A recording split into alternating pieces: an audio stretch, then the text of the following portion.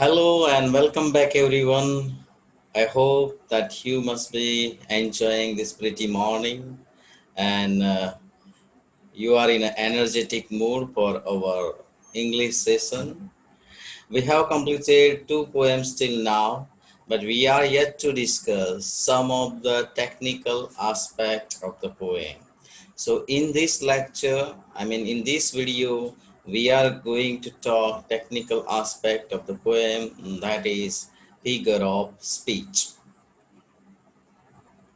Let me share a file with you.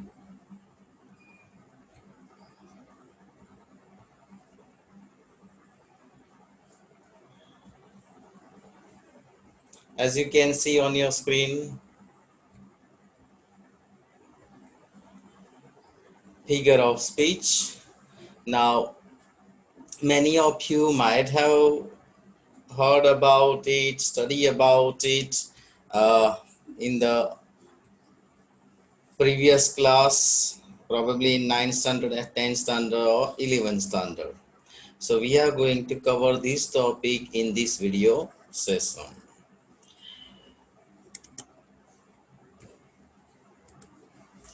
A figure of speech is a word or a phrase that is used in non-literal way to create an effect.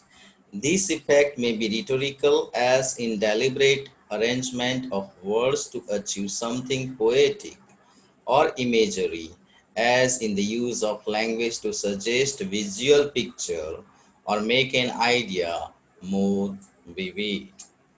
When we read these technical lines, we miss the real meaning of what is figure of speech. In simple way, I can share with you that a figure of speech is a poetic device. Sometimes when we read a poem, but we end up getting nothing with the poem. Poet has devised certain things where you have to understand certain technical aspects. Sometimes we tend to miss the real meaning of the lines of the poem because we don't know these technical aspects. Once you'll start understanding the figure of speech and various imageries the poet has used, you will be able to appreciate the poem well. So, when we are discussing very important topic, I request all of you to be all attentive and don't miss this one. This is going to be covered up in your examination too, and many students find this particular topic very difficult. And if you pay proper attention, I think the most of the doubts will be cleared. Okay, first figure of speech that we shall discuss today in this video session is alliteration. Let me tell you, alliterations and repetitions are the two figure of speech which are very easy to identify. Let us read here. Alliteration is a literary device that reflects repetition into or more nearby words or initial consonant sounds. Let me simplify it. In a line of a poem, minimum two words begin with the same consonant sound. It creates a rhythm and it is called alliteration. Let me repeat it. In a line of a poem, minimum two words, maximum can be many, but minimum two words create, begin with the same consonant sound. Again, listen, begin with the same consonant sound.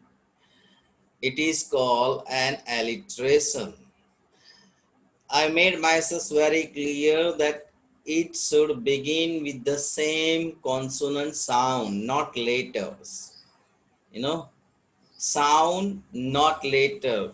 Some of you might have, misunderstood it because we search for the letters then. For example, K, K, K everywhere. B everywhere. Nothing like that. The way the word is spoken, the sound that comes out when we speak it, that really matters here. Certain words remain silent. For example, honest. In honest, H remains silent. So actual sound is O. Say for an example, letter C. C in certain words is spoken like S sound, C sound, and C in certain words it is spoken like K. So you need to focus on the aspect of the sound. Once again, you need to focus on sound, not actual letter.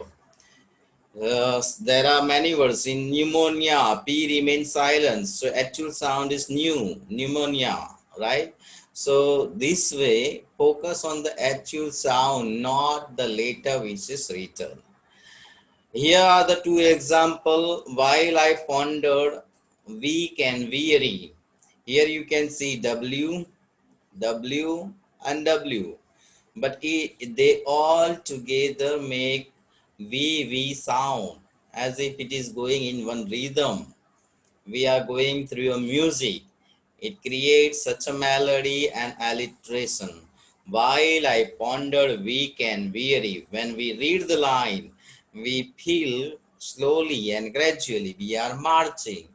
So that V sound comes in that line, it is called an alliteration. Second line, today the road all runners come. Today the road all runners come. Here R sound, here R sound. So this figure, this is the way we can identify alliteration. It is not always that first word should be taken in consideration. No. Uh, Alliteration can be in the middle also. R sound here, R sound here. That's why the two examples are given. Sometimes, whatever the teacher says, it can be misunderstood. So hope doubts clear about alliteration. Now let us move to the next figure of speech, that is repetition. That is also easiest. That is repetitions of whole word in the line of a poem. For example, water, water everywhere, not a single drop to drink. You have water, water. Repetition. It is not necessary that words are very close to each other. This word may be placed somewhere here also. So if entire word is repeated, it is called repetition.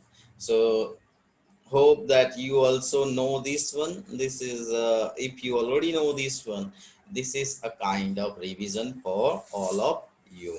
But certain figure of speech will come with where you have to need to be more attentive than you normally, certain things you take for granted.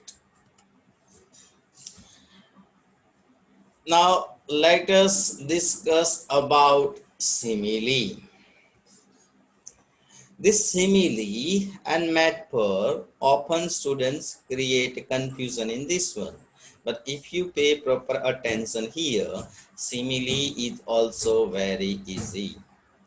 A simile is a figure of speech that directly compares two different things. It directly compares two different things. The simile is usually in a phrase that begins with the words as or like. You will find in simile generally these two words, any one of them. You will find either as or like. And it shows direct comparison. Direct comparison. For example, he is as blind as bat. He is compared with bat. Direct comparison with the word as. Next sentence, he fought like a lion. Here you can see the word like is compared with the lion in fighting. She sings like an angel. She is compared, or her singing is compared well like an angel's singing. So here like, and here as. So there is direct comparison in the line of a poem and that is called simile. Hope there is not that much confusion in simile too. Metaphor. A metaphor is a figure of speech that makes comparison between two unlike things. As literary device, metaphor creates implicit comparison without the express use of like or as. Let us simplify it. Metaphor also involves comparison. Simile also involves comparison. Simile makes direct comparison. Metaphor makes indirect comparison. Generally in simile, you will find as and like word. But here in metaphor, the comparison is made, but without the use of like and as. That is what you need to focus. Now see here. Earlier we have written he fought like a lion. Here in the second example. But here in metaphor, it is indirectly given he is lion in fight. There is no like word. There is no as word. Without like and as, indirect comparison is made. He is lion in fight. So indirectly he is compared with the lion. Similarly, let us look at here in simile the third example. She sings like an angel. She sings like an angel. Now, here in metaphor it is written in different way without like and as. She is angel in singing. She is angel in singing. She is compared indirectly with angel. So now there should be no confusion when you identify simile or metaphor. Generally in simile there is direct comparison and there will always come words like as or like. In metaphor there is indirect comparison and you will not find words like or as. Next figure of speech is personification. What is this personification? Personification is when you give an animal or object qualities or abilities that only a human being can have. This creative literary tool adds interest and fun to the poem and stories. Personification, let me give explanation in a simple way. Certain qualities only human beings have. This quality may not be there in birds, animal, or certain object. When poet, for a language purpose, devises certain thing and gives human quality to the non-living things or other than human or birds or animal, then that particular figure of speech is called personification. But here your focus should be on quality. We laugh, we knock, right? We write. These are our qualities. This quality birds and object may not have or doesn't have. Lightning dance across the sky. lightning.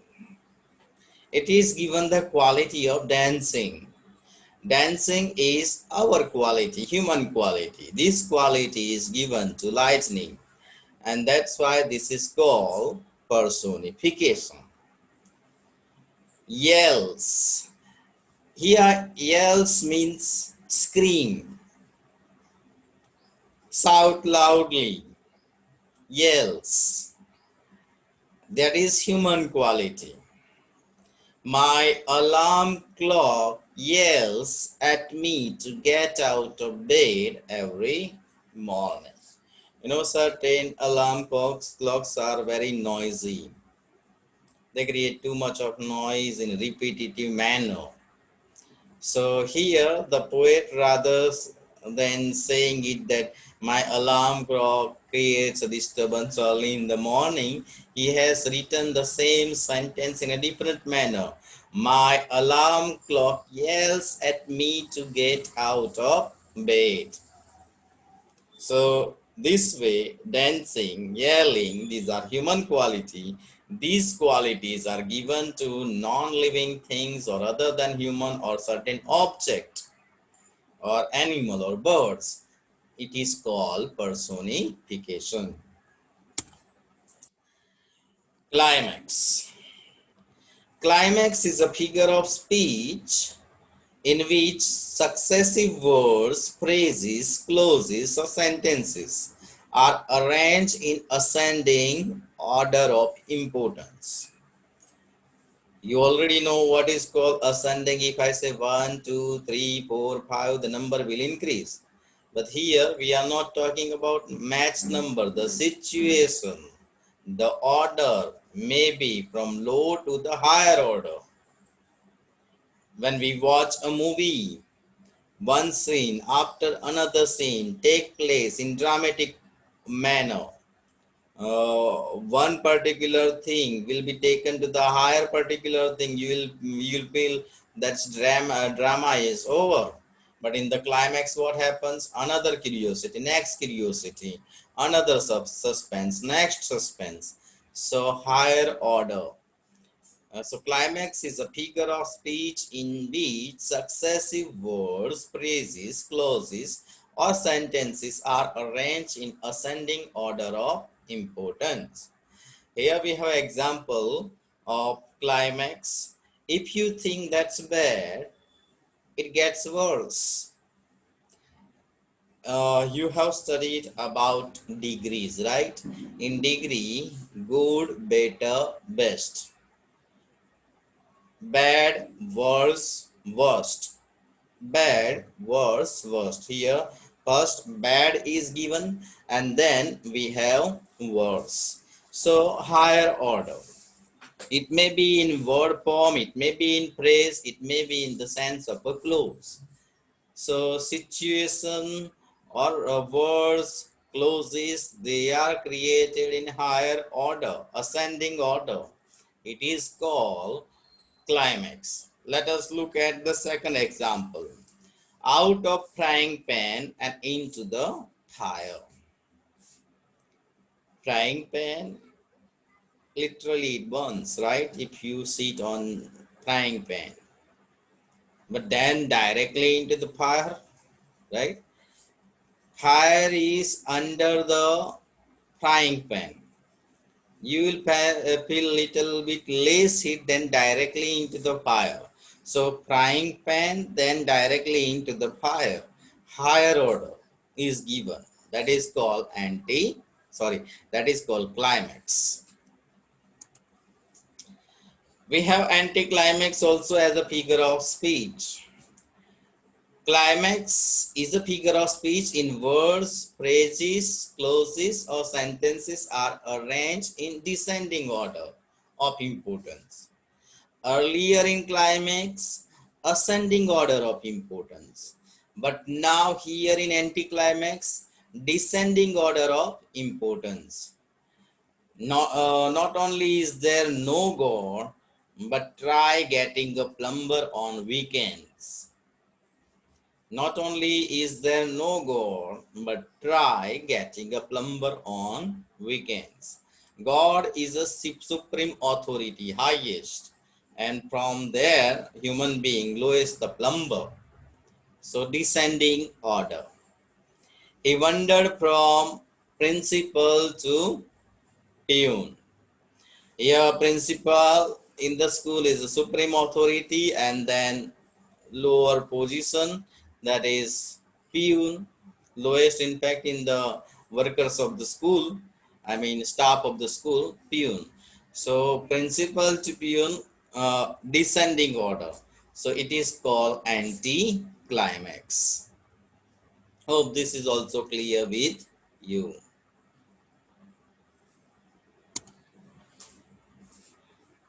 Next, interrogation. This is a rhetorical mode of affirming or denying something more strongly and empathetically than could be done in ordinary language. In short, interrogations, we all know they are question, right? Interrogations, they are question. You'll always find question mark here, and identifying interrogation is quite easy. I'm not saying that wherever there is a question mark, they are always called interrogation. But this day, in the examination or in paper, whenever question mark comes, we identify, even the reference book give us a clue that it is an interrogation. So we have to go with the flow. Do men gather grapes from thorns or pigs of thistles? Another question, can Ethiopian change his skin or the leopard his spots? So Aegeus don't have to worry about it. It is a question, but question is asked in a rhetorical manner, satirical manner. Exclamation, we have studied about punctuation. When there is exclamation mark, we say that particular sentence is exclamatory sentence. Identifying exclamation figure of speech is also quite easy. You'll definitely find exclamation mark there. And it will reveal sudden sorrow, joy of the poet. An intense response towards some unexpected or immediate expression is called exclamation. It is a short expression to express emotion. It usually comes at the beginning or the end of a sentence. Here you can see exclamation, oh hark, oh hear, how thin and clear, and thinner, clearer, farther going, oh sweet and far, from cliff and scar, the horns of Ilplan faintly blowing. So this is exclamation, a joy, sorrow expressed through the exclamation figure of speech, but in a spontaneous way. Internal rhyme, next figure of speech.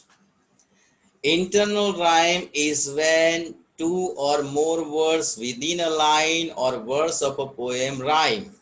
Internal rhyme. I went to town to buy a gown.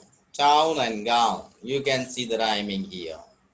I took the car and it wasn't far. Car, far. I had a cat who wore a hat. Cat, hat.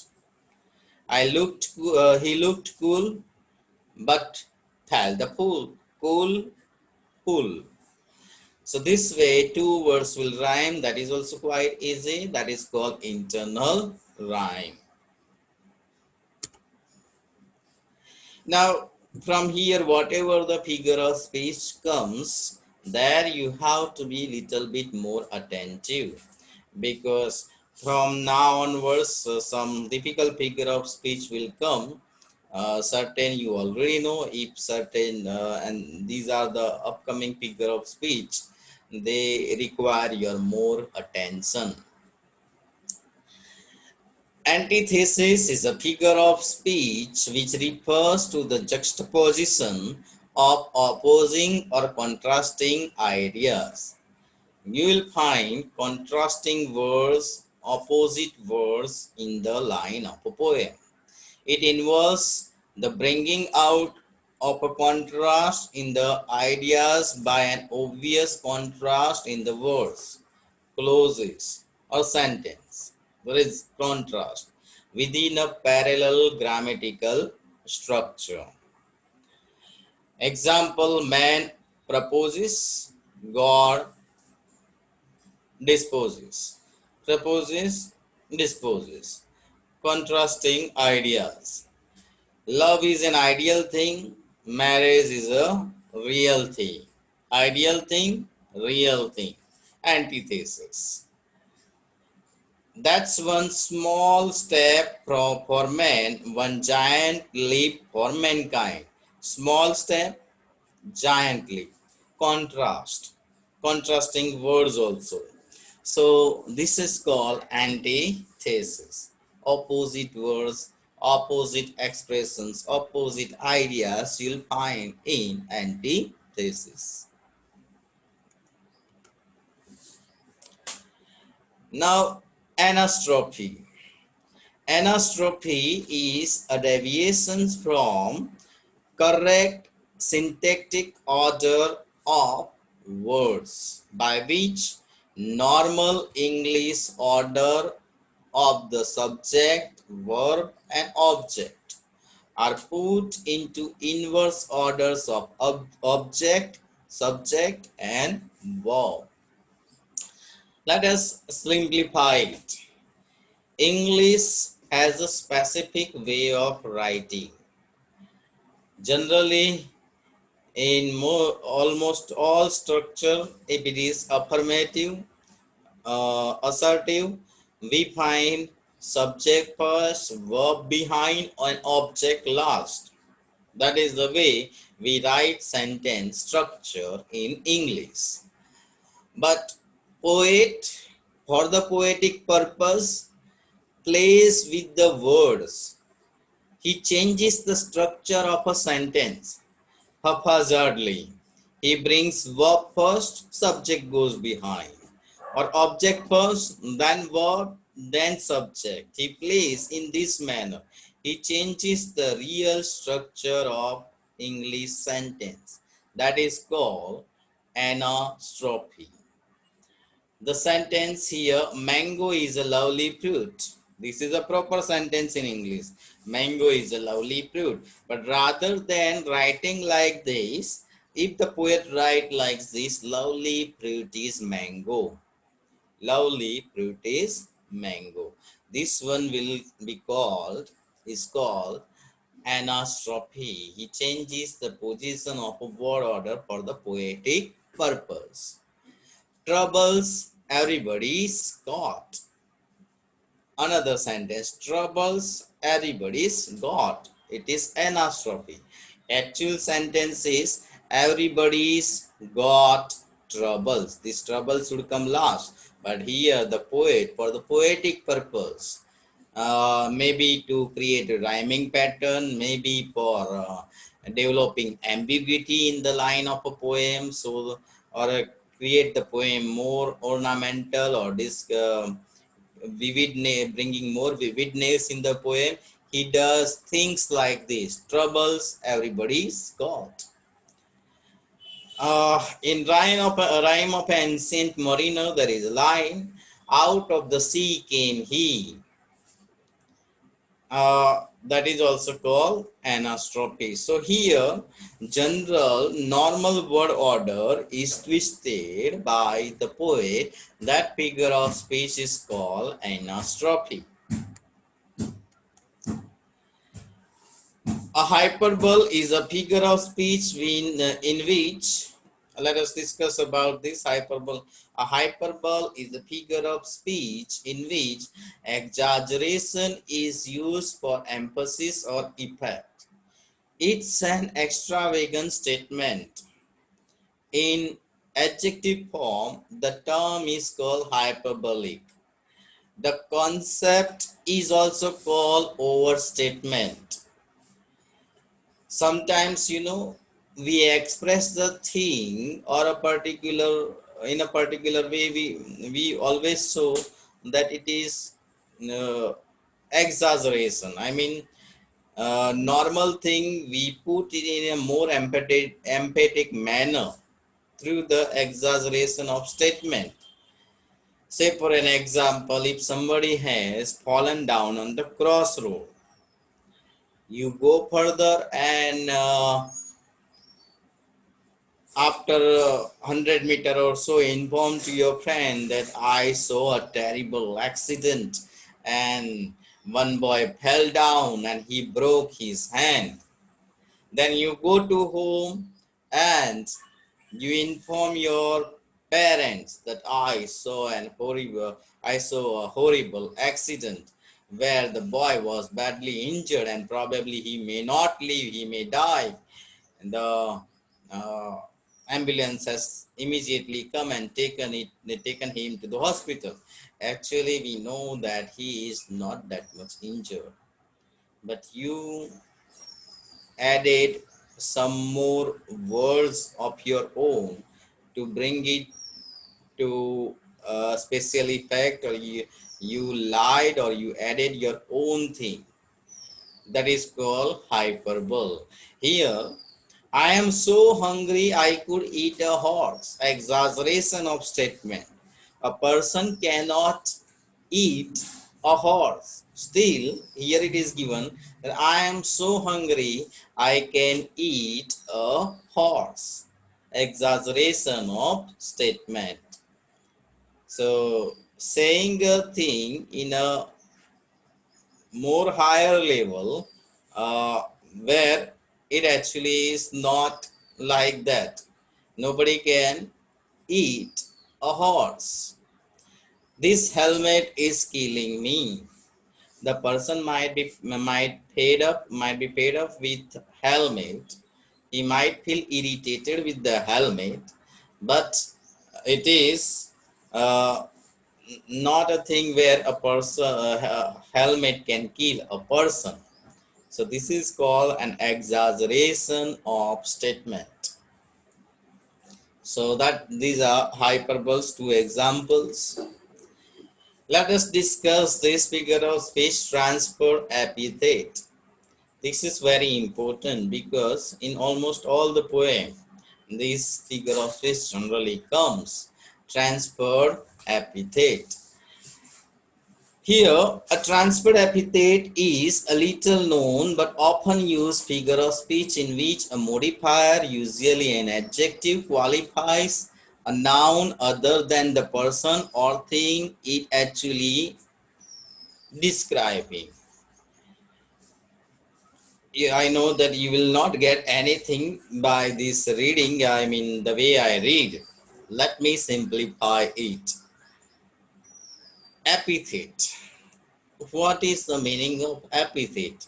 Epithet means adjectives. Epithet means adjectives. Certain adjectives are suitable with certain words only. When adjectives are shifted from their position and it is used with some noun where it is not suitable, that is called transfer of adjective from one position to another, and there it is not suitable. Again, listen it carefully. Epithet means adjective. Certain adjective may be suitable with certain noun. When a poet, when a poet describes a noun with some odd adjective, where adjective may not be suitable with those nouns, it is called transfer epithet. In another words, the modifier means adjective epithet is transferred from the noun it is meant to describe to another noun in sentence. Examples are given here. The plowman homeward plods his weary way. Person can be weary. Weary means tired. Weary means tired. Person can be weary, but way cannot be weary. A person can get tired. Way cannot get tired. Plowman stands for the farmer. Plowman stands for farmer. Farmer, after the work of the whole day, they might be tired. So here, this particular tired word, weary word should be used for the plowman, but not with way. Actually, the sentence should be the weary plowman plods his way homeward. This weary adjective is used with the way rather than using with plowman. This is called transferred epithet. Another example, the prisoner was transferred to the condemned cell. This condemned adjective is used with the cell. Actually, it should be used for prisoner. It should be used with the prisoner. So poet uses adjective with certain nouns where it is not suitable. Actually, it is meant for some another noun. So change of positions of adjective from a proper noun with which it is suitable to a certain noun where it is not suitable. It is called transferred epithet. Okay, uh, we are going to discuss about figure of speech in the next video too. Still so many figure of speech are left, and it is not possible to complete this all figure of speech in single go. So half of this figure of speech lay left. So we shall definitely discuss the rest of the figure of speech in the next video too. Till then, you revise whatever is being taught, whatever we discuss here, watch it again and again, write it down in your notebook so that you will have better understanding. Very soon, going to come with the next video too. Till then, it's goodbye from me. Have a good day.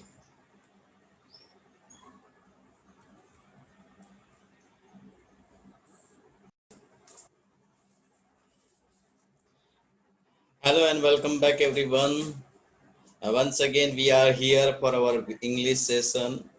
In the previous video, we had discussed about figure of speech. Half number of figure of speech they had been discussed.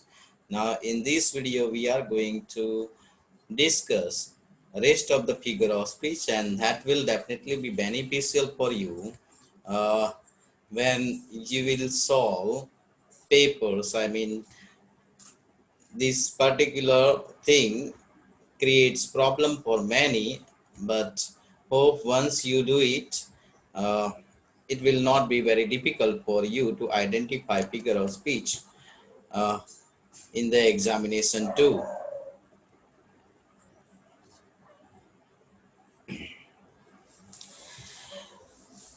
The last figure of speech that we had discussed, that was transferred epithet.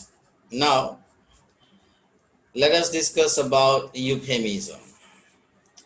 Euphemism is a figure of speech commonly used to replace a word or phrase that is related to a concept which might make other uncomfortable. Euphemism refers to figurative language designed to replace phrases that would otherwise be considered harsh, impolite, and unpleasant. Uh, Let me simplify it, that certain sentences or certain expression may be offensive or not happy at times, but if you present those worse expression, worse ideas, something that make someone restless, those type of ideas, in a light manner, in a comfortable manner. Uncomfortable ideas should be presented in comfortable manner. Then it is called euphemism.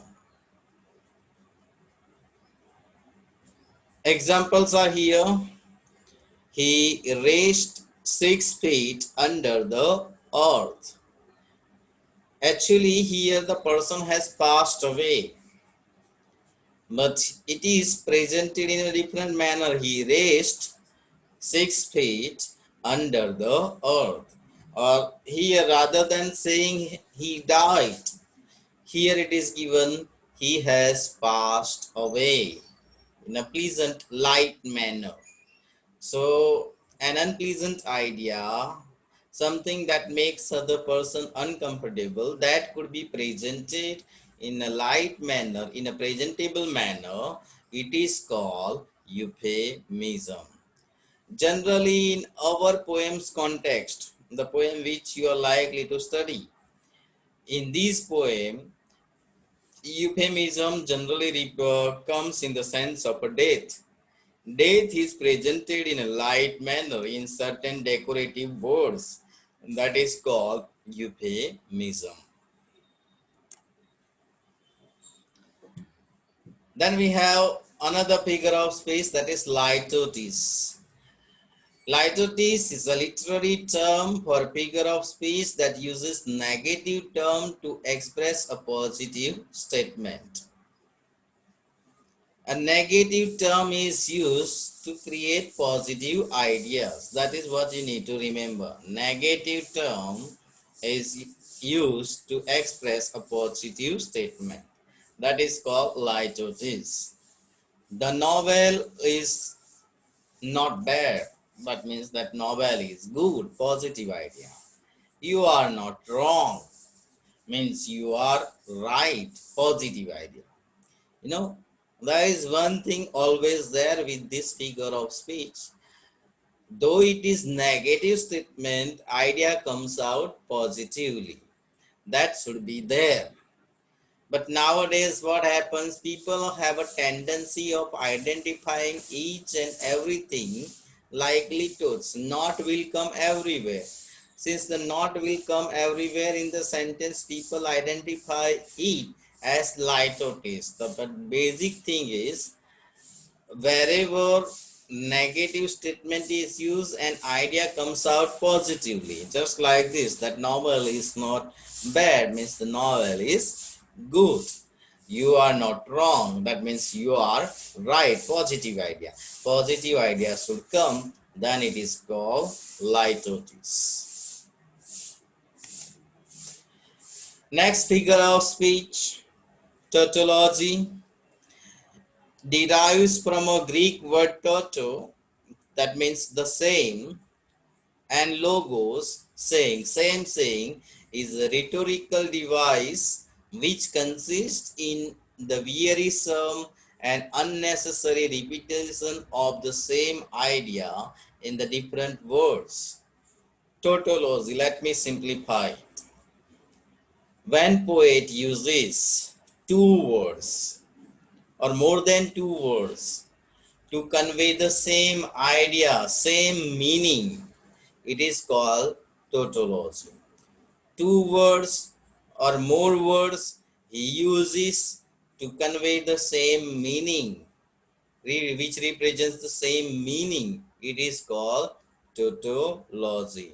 Or there might be some unnecessary use of extra words, it is also called tautology. There might be some unnecessary use of extra words, that is also called tautology. Let us look at the example. The dawn is overcast, the morning lowers. Here dawn, morning represents the same idea. One thing could work out, but here he used the different terms to convey the same thing.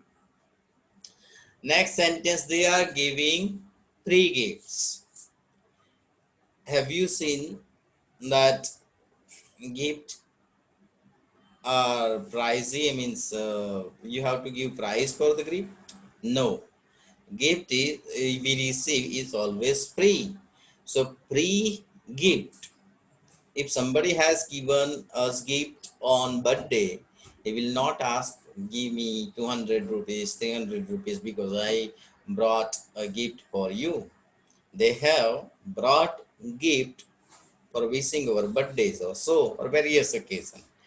A gift generally people offer, give one person to another freely only.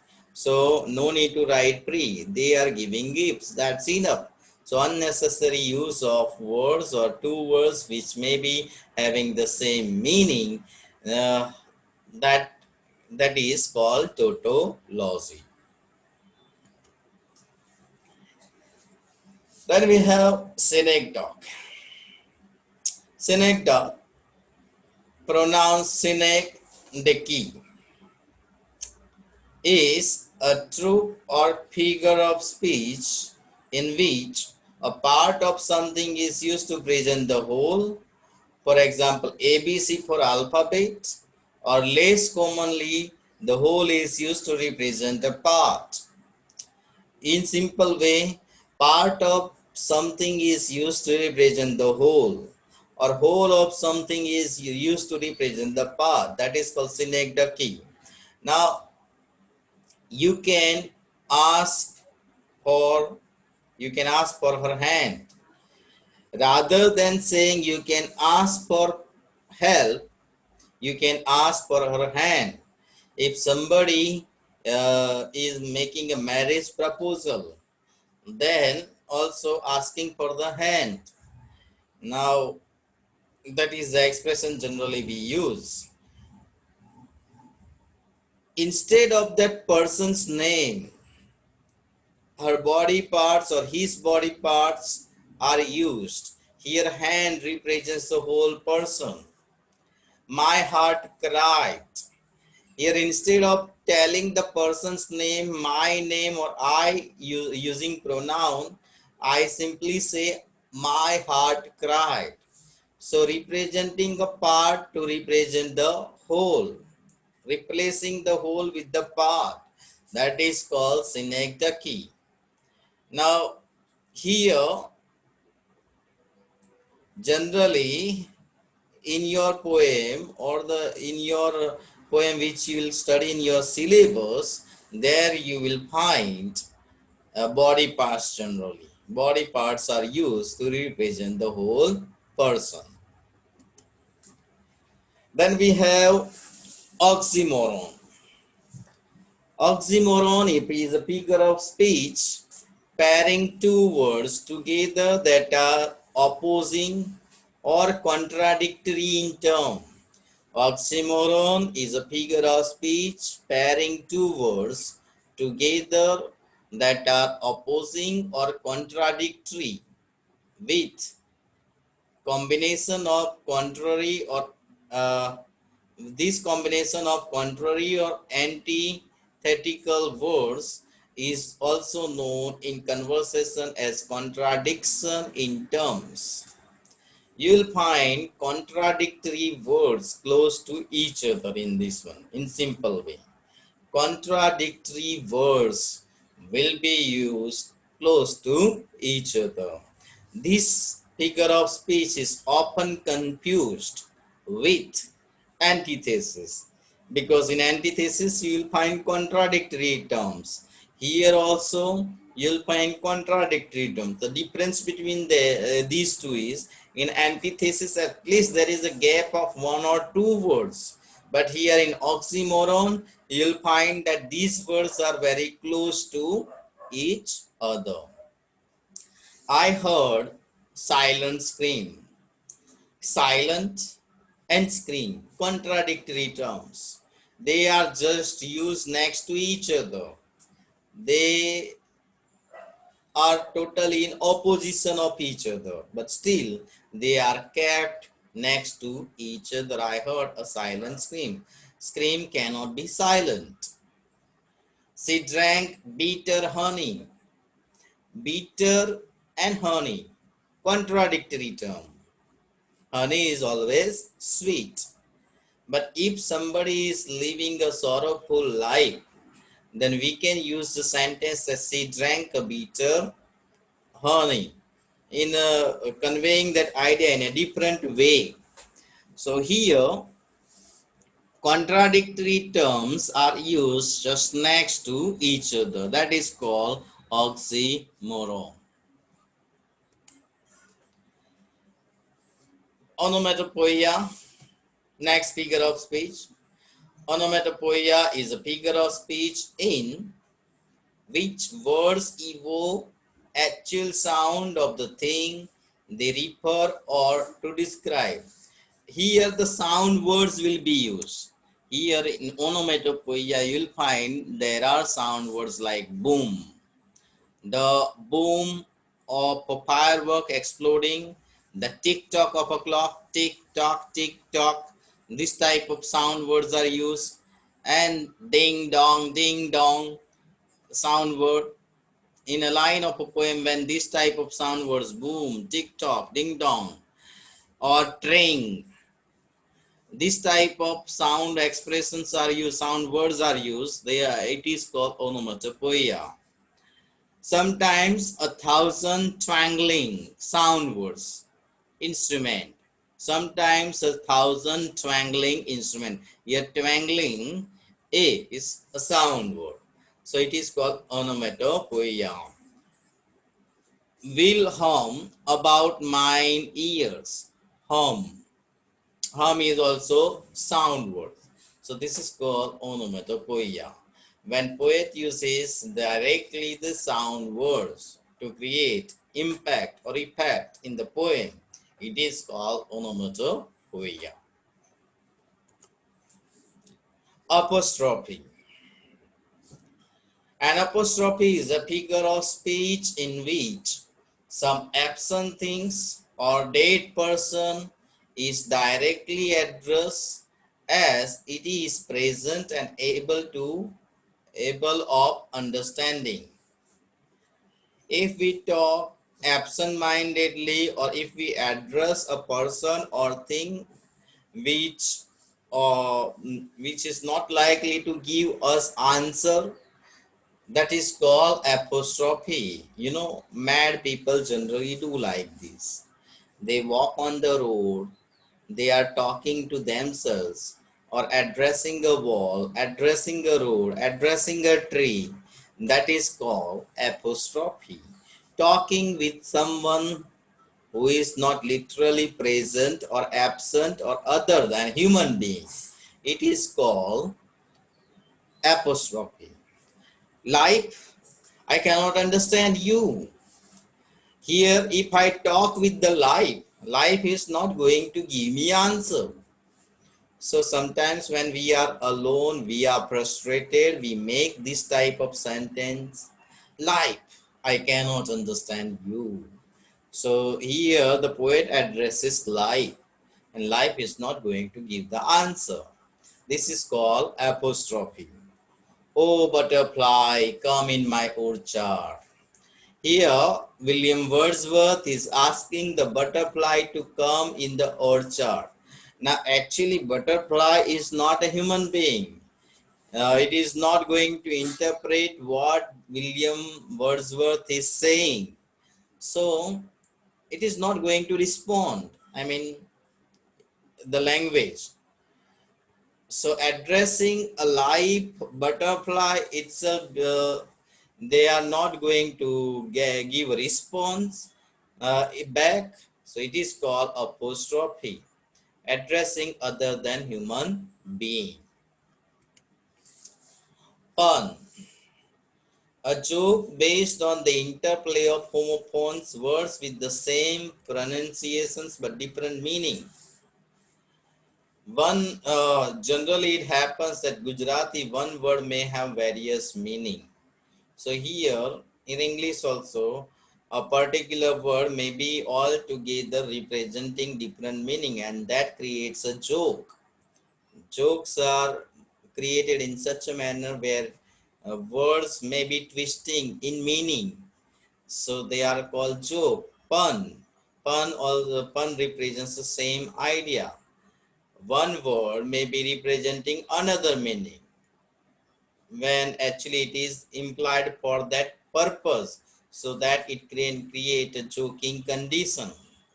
A diplomat is a person who lies in other country. Lies, that has two meaning. One is to lie down, stay down. Another meaning of lie is to speak lie, to represent artificial thing, lie, झूठ बोलना. एक का मतलब होता है रहना और दूसरे का मतलब होता है झूठ बोलना. So if we take this sentence in the context of झूठ बोलना, a diplomat is a person who lies in other countries. Actually, he stays in other countries, but it is also somewhat right in that aspect. A diplomat is a person who lies, who speaks झूठ. Then it creates a pun. Paradox. Paradox is a figure of speech in which a statement appears to contradict itself. The statement will contradict itself, means it will oppose itself. This type of statement can be described as paradoxical. The swiftest traveler is he that goes afoot. The swiftest traveler is he that goes afoot. You mean you can say that those who travel by plane can reach a destination faster. Then, other than plane, by car, by train, you can reach to a destination destination faster. But if you are walking by foot, how can you reach the destination swiftly? But here what the poet want to say is those who walk by the foot, they will have better experience of life, and that experience will elevate them to a higher thinking. I mean, that gives altogether different experience. So the swiftest traveler AC that goes afoot. Now next one, if you wish to preserve your secret, wrap it up in frankness. If you wish to preserve your secret, wrap it up in frankness. Now here, to preserve your secret, you cannot be frank. You need to be a diplomatic while you answer to someone. So this statement is contradictory in itself. But what the poet want to say, generally in most of the time when you remain frank, then people will believe you, and people will believe you. So as a result, your secret can be preserved. Certain times when you want to hide something. So this statement is itself a contradictory. Such figure of speech is called paradox. Irony. Irony is a literary device in which contradictory statement or situations reveal a reality that is different from that appears to be true. Irony is a literary device in which contradictory statements or situations reveal a reality that is different from what appears to be true. Telling me, say for an example, when you tell a quiet group, don't everybody speak all at once. They are already quiet. And you are telling them, don't everybody speak all at once. कुछ समय पहले ये trend start हुआ था कि ये notice किसी को पढ़नी नहीं चाहिए. આ નોટિસ કોઈએ વાંચવી નહીં એવું લખેલું હોય. Actually, since this is written, you become more curious. That is also called irony. Actually, what you intend is you are asking the group to read the notice, and yet you are writing there, આ notice કોઈએ વાંચવી નહીં. That is called irony. Coming home to a big mess and saying, by the time you reach home and your home is in a messy condition, then you can frame a sentence to create irony. It's a great to be back. Actually, you'll feel miserable after coming home because the home condition is not good. It is in total disorder. You'll have to do so much of work. Despite that, you will say it's great to be back. That is called irony.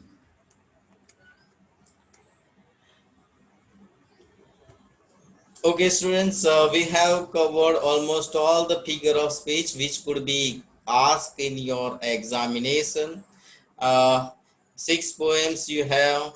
All these six poems, whatever the figure of speech are there, that we have discussed. Hope you will do it quite sincerely. Solve certain examples from a poem also, how a particular line represents which figure of speech that you try to identify. Definitely you will do better. Okay, then that is all about this figure of speech. We shall definitely come out with the new content, new video. Till then, it's a goodbye from me. Have a wonderful day ahead.